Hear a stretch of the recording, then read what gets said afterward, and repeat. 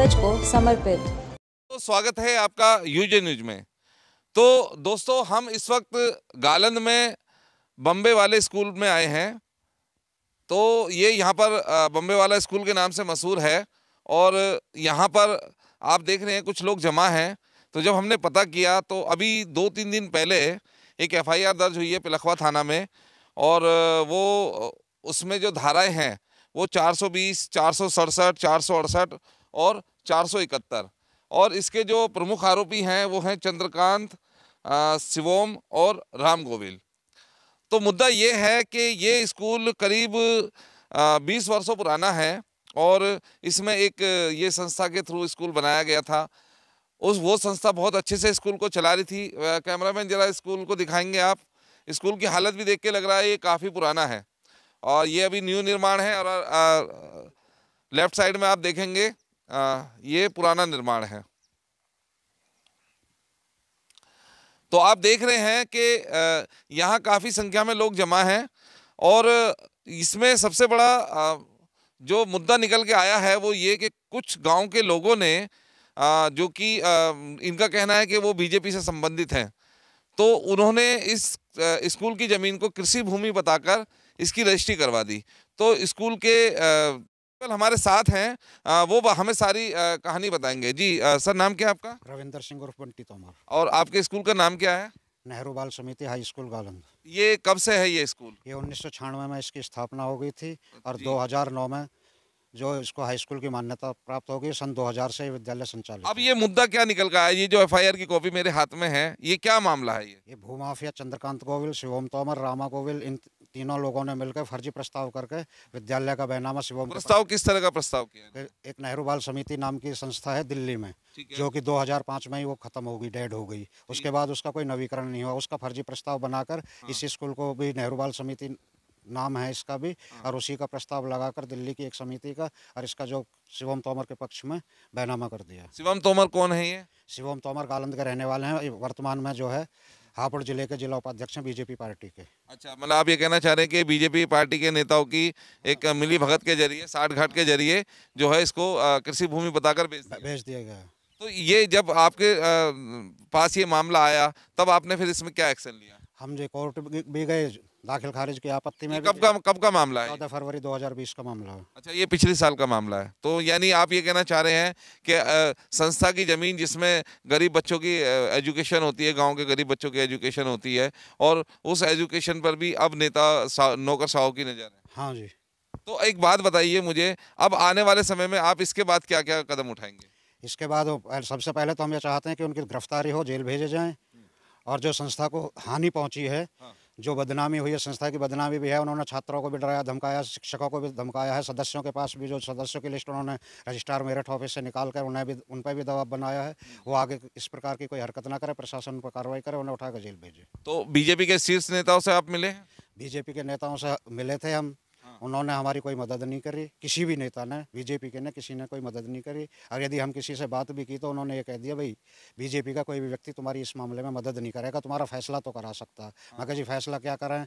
जी जो उनका खर्चा हुआ है, स्टाम्प उन्होंने लगाया है, जो स्टाम्प चोरी करी है, वो सारा तुम उन्हें वापस दे दो और वो अपनी मतलब कुल मिला के ये है कि नुकसान भी उन्होंने करा और वो उसकी भरपाई भी उल्टी हम ही से मांग रहे हैं। अच्छा, अब तो एक बात बताइए मुझे कि क्या आपको लगता है कि 2022 के चुनाव इस चीज़ पर इफेक्ट करेंगे गालंद गांव में? गालंद गांव में इफेक्ट करेगा। एक बात बताओ, जो बीजेपी का पदाधिकारी है, जो बीजेपी के कार्यकर्ता इस कार्य करेंगे तो कौन उन पर विश्वास करेगा? भाई ये राजनीति है, नेता हैं, ये तो जनता की सुरक्षा के लिए, जनता की समस्याओं को सुनने के लिए, और यही समस्याएं पैदा कर रहे हैं, तो फिर इनके साथ कौन खड़ा होगा? बीजेपी के विपक्ष में जाएंगे। इस विद्यालय में जो 470 सदस्य हैं, अब 470 सदस्य होने के बावजूद अगर उनके प्रत्येक व्यक्ति के घर में 5 वोट होंगे तो कितने, 470 गुणा 5 कर लो, कितना नुकसान बीजेपी को होगा? 5-5-25 करीब 3000 वोट। 3000 वोट एक जगह से लैस हो रही हैं, जहाँ फिर हमारी रिश्तेदारी हैं, जब हमारी बीजेपी ने कोई मदद नहीं करी। हम तो शासन प्रशासन भाग दौड़ करके 2 साल में जब FIR दर्ज कराई है। अब 2 साल का समय लगा लो आप, कितना भाग दौड़ करनी पड़ी होगी, कितनी मेहनत लगी होगी, हमें कितना पैसा इन्वेस्ट हुआ होगा। भाई हम शिक्षक आदमी, हम तो बच्चों को शिक्षा दे रहे हैं, हमें कोर्ट कचहरी से क्या मतलब है? लेकिन एक शिक्षक जब कोर्ट कचहरी भागेगा तो क्या परिणाम होगा? भाई शिक्षा का भी दुष्प्रचार होगा, शिक्षा पर प्रभाव पड़ेगा, बच्चों पर प्रभाव पड़ेगा। और वो दबंग लोग हैं, उन्होंने आज पहला ही मामला थोड़ी है। एलएमसी ज़मीन कब्जाना, तालाब कब्जाना, शमशान कब्जाना, फैक्ट्रियों से अवैध उगाही करना, ये तो उनका पेशा है। गालंद में आप किसी से पूछ लो। तो देखिए जो माहौल निकल के आ रहा है वो ये आ रहा है कि कहीं ना कहीं एक सत्ता पक्ष जो है वो अपनी मनमानी कर रहा है, और जब पार्टी सत्ता में होती है तो उसके कार्यकर्ता भी जो है वो उनकी पावर जो है वो मुख्यमंत्री और प्रधानमंत्री जितनी हो जाती है। तो ये यही बताना चाह रहे हैं कि कहीं ना कहीं ये सिर्फ एक सत्ता का नशा है। तो हमारे साथ गाँव के और लोग भी मौजूद हैं। जी, नाम क्या है आपका? मेरा नाम महेश है जी। महेश जी, ये सारा मामला आपकी नज़र में है, नज़र में है जी। तो इसमें आप किसको गलत मानते हैं, स्कूल को या बीजेपी नेताओं को? नहीं, हम स्कूल को कैसे मानेंगे? हम तो गरीब किसान लोग अपने बच्चों को पढ़ा रहे हैं इस स्कूल में, जी जी। तो हम स्कूल को क्या आरोप लगाएंगे? नहीं, मेरा मतलब ये है कि उन्होंने एक संस्था, जो भी उनकी संस्था थी, नहीं, वो तो उनका कहने का मतलब गलत है कि स्कूल में देखो हमारे भी बच्चे पढ़ रहे हैं, हमने भी बच्चे पढ़ाए हैं, हाँ, हाँ। और इस तरह की जो है ये जो बदमाशी कर रहे हैं ये ठीक नहीं है। तो अब इसके बाद अगला गांव वालों का कदम अगला क्या होगा? गाँव वालों का अगला कदम क्या? ये तो जो है देखो अभी आगे आने वाले टाइम में बीजेपी का जो ये आ रहा है अभी, हाँ। तो इसमें देखो काफ़ी लॉस पड़ेगा उन पे भी, इन चीजों को देखते इन हुए। चीज़ों को देखते हुए। अच्छा, एक एक चीज थी कि जैसे देखने के लिए मिला कि जब हम इस मामले बाबत बहुत लोगों से बात कर रहे थे, तो इसमें ये कहा गया कि इसमें प्रशासन की भी मिली भगत रही है। देखो जी, इतना तो हम नहीं कह सकते प्रशासन या शासन का क्या इसमें मिली भगत रही होगी। हाँ। बाकी कुल मिला के ये कह सकते हैं कि जो है स्कूल जो है उनके उसमें जो है ये गलत जा रहा है। इस तरह की जो वो कर रहे हैं हरकतबाजी, ये पूरी गलत कितने कितने बच्चे पढ़ रहे हैं आज इस स्कूल में? है। स्कूल में बच्चे तो इनका रजिस्टर मेंटेन करे तो ये प्रिंसिपल साहब बताएंगे, बाकी काफ़ी बच्चे पढ़ रहे हैं तो हमारे। मतलब आप गांव के निवासी हैं? हाँ जी, गाँव के निवासी हैं, गालंद के निवासी। जी जी जी। तो मुझे एक बात बताइए, जैसे कि अभी जो सुनने के लिए मिल रहा है कि वो बीजेपी से संबंधित हैं, तो आपकी एक तरह से सीधी सीधी सत्ता से लड़ाई रहेगी।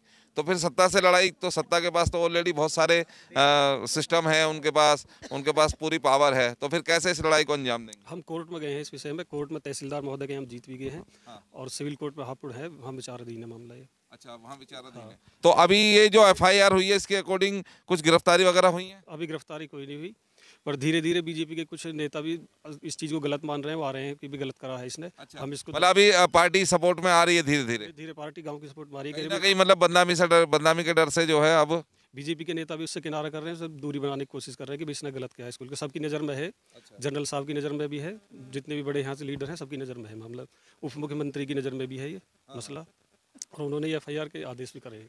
अच्छा, उन्होंने एफआईआर के आदेश करे। तो आप ये कहना चाह रहे हैं कि शीर्ष नेताओं को पता पड़ा है तो वो इस पर एक्शन ले रहे हैं? एक्शन ले रहे हैं।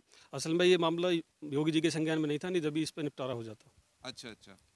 तो देखिए कहीं ना कहीं ये शीर्ष नेताओं के संज्ञान में ये मामला नहीं था, और आप देख रहे हैं कि इस चीज़ को लेकर गांव वालों में भी आक्रोश है कि अगर ये सत्ता पक्षी इस तरह की हरकत करेगा तो फिर आम आदमी क्या करेगा। और दूसरी बात ये कि आज का जो माहौल बना हुआ है वो कहीं ना कहीं ऑलरेडी बीजेपी के खिलाफ एक एंटी इनकन्वेंसी का माहौल है। अगर इस तरह के छोटे छोटे मुद्दे निकल कर आएंगे तो कहीं ना कहीं देखने के लिए ये मिलेगा कि अगर सत्ता पक्षी इस तरह की हरकतें करेगा तो फिर दूसरे लोग किस तरह से करेंगे। अपराधियों को लगाम लगाने के लिए बहुत बड़ी बड़ी रैलियों में ये भाषण दिए जाते हैं कि योगी जी ने अपराधियों को उनके घर में या फिर गायब कर दिया है या जो भी कर दिया है, वो लंबी बात हो जाएगी। लेकिन ये कि कहीं ना कहीं अगर इस तरह से खुद ही उनके नेता अगर अपराध से लिप्त रहेंगे तो कहीं ना कहीं इसका असर जनता में देखने के लिए मिलेगा। तो दोस्तों, खबर अच्छी लगी है तो इसको लाइक और शेयर जरूर करें, और नई जानकारी के लिए हमारे चैनल को सब्सक्राइब करें। हमसे जुड़ने के लिए हमें कॉल कर सकते हैं 9560